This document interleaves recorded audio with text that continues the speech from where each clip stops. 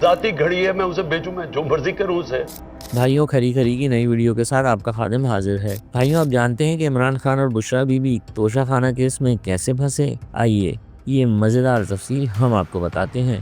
خان صاحب اور ان کی اہلیہ بشرا بی بی نے کوئی ایک دو نہیں، پورے 58 سرکاری تحائف توشہ خانہ سے عطیہ تھے۔ بہت کم لوگ یہ بات جانتے ہیں کہ توشہ خانہ کی صفائی کی اس واردات کو منظر عام پر لانے کا سہرا رانا ابرار نامی ایک صحافی کے سر جاتا ہے۔ خان صاحب کی عدل پسند اور انصاف پر مبنی حکومت نے رانا ابرار کو اس خبر سے باز رکھنے کے لیے ہر ہتھ کنڈا اپنایا، دھمکیاں لگائیں، ہراساں کیا، نوکری تک سے برخاست کرا دیا۔ لیکن سلام ہے اس نظر صحافی پر کہ جس نے اپنے وقت کے وزیر اعظم کو بے نقاب کر کے ہی دم لیا۔ بھائیو، ہوا کچھ یوں کہ رانا ابرار کو کسی گھر کے بھیدی نے اطلاع دی کہ خان صاحب اور ان کی اہلیہ بشرا بی بی نے توشہ خانہ کے قیمتی تحائف بیچ کھائے ہیں، یہاں تک کہ ایک رومال بھی نہیں چھوڑا ہے۔ لیکن یہ خبر ثابت کیسے ہو؟ تو اس مقصد کے لیے رانا ابرار نے معلومات تک رسائی کے قانون کا سہارا لیا۔ انہوں نے وزارت خارجہ میں عرضی ڈالی کہ وزیر اعظم کو غیر ملکی دوروں کے دوران ملنے والے تحائف کی تفصیل جاری کی جائے، لیکن وزارت خارجہ نے یہ کہہ کر درخواست رد کر دی کہ اس سے دوست ممالک سے تعلقات خراب ہونے کا خدشہ ہے۔ اس پر رانا ابرار نے عدالت سے رجوع کیا، لیکن بھائیوں، عدالت نے بھی حاکم وقت کے خلاف جانے کے بجائے لیت و لال سے کام لینا شروع کر دیا، اور یوں یہ اہم معاملہ سرد خانے کی نظر ہو گیا۔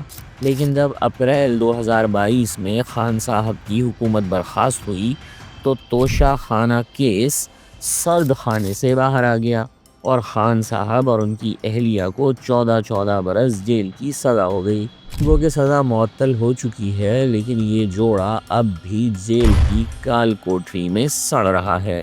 بھائیوں، پی ٹی آئی والے کہتے ہیں کہ خان صاحب اور بشرا بیوی کے خلاف عدالتی فیصلہ سراسر جھوٹا ہے اور انہیں تو کسی اور بات کی سزا دی جا رہی ہے۔ لیکن ہم آپ کو بتاتے ہیں کہ پی ٹی آئی والے خود جھوٹ بول رہے ہیں اور یہ فیصلہ 100% درست ہے۔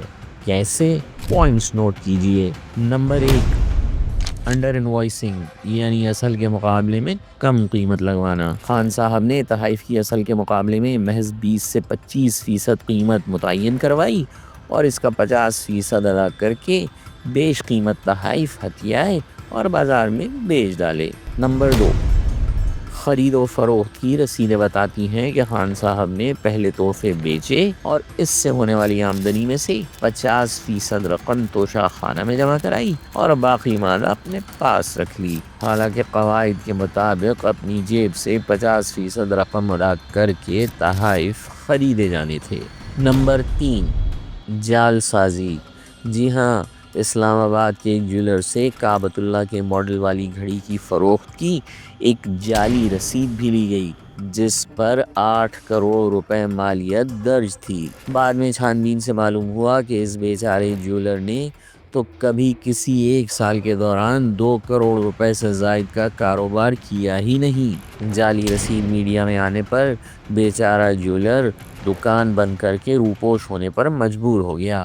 نمبر 4، نان ڈیکلیریشن، یعنی آمدنی کو ٹیکس گوشواروں میں ظاہر نہ کرنا۔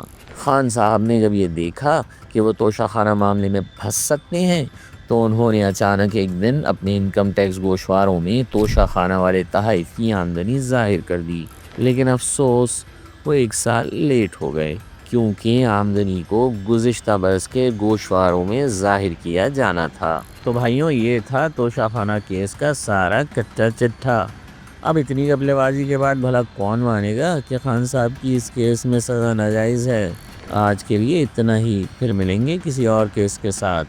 بس لائک، سبسکرائب اور شیئر کرنا نہ بھولیے گا۔